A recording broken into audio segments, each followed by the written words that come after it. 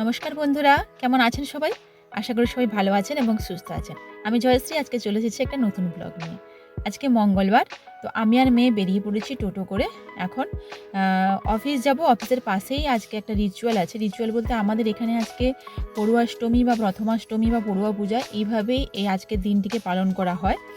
তো সেই কারণেই বাড়ির প্রথম সন্তানদের আমার ধরুন প্রথম সন্তান যে আমার মেয়ে, ওকে ওই পুজোতে মানে ওর নামে ওই পুজোটা নাম আর গোত্র ধরে এই পুজোটা করা হয়। তো সেই রিচুয়ালের কারণে এখানটাতে গোবর, ধান অনেক কিছু রিচুয়াল আছে, কলা, ফুলপাতা সমস্ত কিছু দিয়ে পুজো করা হয় তুলসী মঞ্চে। কিন্তু আমার মেয়ে একটু আসতে দেরি হয়ে গেছে, সেই কারণেই ৩ জনের পুজো হয়ে গেছে কিন্তু আমার মেয়ের পুজোটা হয়নি আর। তো কী আর করব, মনটা খারাপ হয়ে গেছে। তো আজকে এখানে ভেবেছিলাম যে এখানে পৌর পূজাটা শেষ হলে তারপরে মন্দিরে গিয়ে কালী মায়ের মন্দিরে পুজো দিয়ে আসবো। তো এখানে শহরের মানুষ তো সব কিছু অনেক সময় সংগ্রহ করতে পারেন না, তো ওনারা মন্দিরে গিয়েই পুজো দিয়ে আসেন। মানে সন্তানের নাম গোত্র ধরে মালা, ঘুমসি, নতুন জামা সব কিছুকে পুজো করে মানে বাচ্চাটিকে পড়ানো হয়। যিনি প্রথম ওনাকে পড়ানো হয়।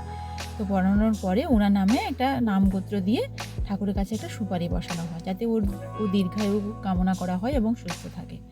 তো সেই কারণেই এই পুজোটা করা হয়। তো বাড়িতে করা হয় এটা গোবর দিয়ে, একটা লক্ষ্মী এবং গণেশ দুটোর মূর্তি গোবর দিয়ে মানে মূর্তি হিসেবে ওদেরকে প্রতিষ্ঠা করা হয়। তো যেহেতু ওর পুজোটা এখানে হয়নি, কিন্তু এখানে মন্দিরে আমরা চলে এসেছি। দেখতেই পাচ্ছেন এখানে আমার অফিসের সামনে একটা কালী মন্দির, ওই কালী মায়ের 14 হাত কালী মন্দির। তো ওইখানে পুজো দিতে চলে এসেছি। মেয়ের নামে পুজো দেওয়া হয়ে গেছে এবং ব্রাহ্মণ ঠাকুর তো দেখতেই পেলেন যে মালা, ঘুমসি, জামা সমস্ত কিছু পুজো দিয়ে দিয়েছেন এবং তো পরিয়ে দিয়েছেন। ওর নাম গোত্র ধরে আপনার সুপুরিও দিয়ে দিয়েছে ঠাকুরের কাছে। তো এবার চলুন, যে কালী মা থাকবেন আর সেখানে ভোলে বাবা থাকবেন না তা তো কখনো হয় না। তো চলুন কালী মায়ের পাশাপাশি ভোলে বাবা কোথায় আছে সেটাও আপনাদের দেখাচ্ছি। ওই কালী মন্দিরেরই একটা মানে একটা রুমে কালী মা আছেন আর পাশের রুমটাতে ভোলে বাবা, তারপর আপনার বজরংবলী সমস্ত কিছু ঠাকুর আছে। তো আমার মেয়ে আবার ভোলে বাবা, বজরংবলীর একটু বেশি ভক্ত, ওরা খুব ভালোবাসে। মানে আমার বাড়ির কাছে তো শিব মন্দির তো এবং বজরংবলীর মন্দির, দুটোই মন্দির একদম আমার বাড়ির একদম কাছেই। ও তার সামনেই সবসময় খেলে। তো সেই কারণে ও একটু শিব ভক্ত বেশি আর বজরংবলীর ভক্তও বেশি। তো ও একা একা মনে মনে কী সব বলছিল, আমি জানি না ও কী বলছিল, তবে ও আমার সাথে শেয়ার করছিল না কী বলছিল। আমি আর কিছু বলিনি। পুজো দেওয়া হয়ে গেছে বা চলে এসেছি। আমার অফিসে ওকে নিয়ে এসেছি। অফিসে এসে নতুন জামাটা ওকে পরিয়ে দিয়েছি। তো বন্ধুরা, কেমন লাগছে ওকে জামাটা পরে সেটা কিন্তু আপনারা বলবেন অবশ্যই। আমার মেয়ের ওটা খুব পছন্দ, কারণ সামনে যেহেতু ওই মিকি মাউসটা আছে ওই জন্য ও আমার মেয়ের খুব পছন্দ। আর বাচ্চাদের এগুলো তো খুব পছন্দই হয়। তো ও নাচ শুরু হলে তো আর নাচ থামে না। তো প্রসাদটা এখানে মন্দির থেকে নিয়ে এসেছি, যে পুজো দিয়েছিলাম, ওকে মিষ্টিটা দিয়েছি। কিন্তু মিষ্টিটা খেয়ে যে ও মিষ্টি খাচ্ছে নাকি তেতো খাচ্ছে সেটা আপনারা ওর ফিলিংস দেখলেই বুঝতে পারবেন। মানে ওর মিষ্টির প্রতি এত বিরক্তি ভাব, তার মুখটা দেখুন। তো যাই হোক, আজকের দিনে পুরনো স্মৃতিগুলো খুব মনে পড়ছে, জানেন তো। মেয়ে যখন ছোটো ছিল তখন তো বাড়িতেই পুজো করতাম। তো এরকম সাজিয়ে গুছিয়ে মেয়েকে পুজো করতাম, সেই ফটোগুলো তুলে রেখেছিলাম। তো আজকে দেখতে দেখতে ভাবলাম যে সেই ফটোগুলো আপনাদের সাথেও শেয়ার করি। মা আর মেয়ে সেই আগেকার পুরনো কথা।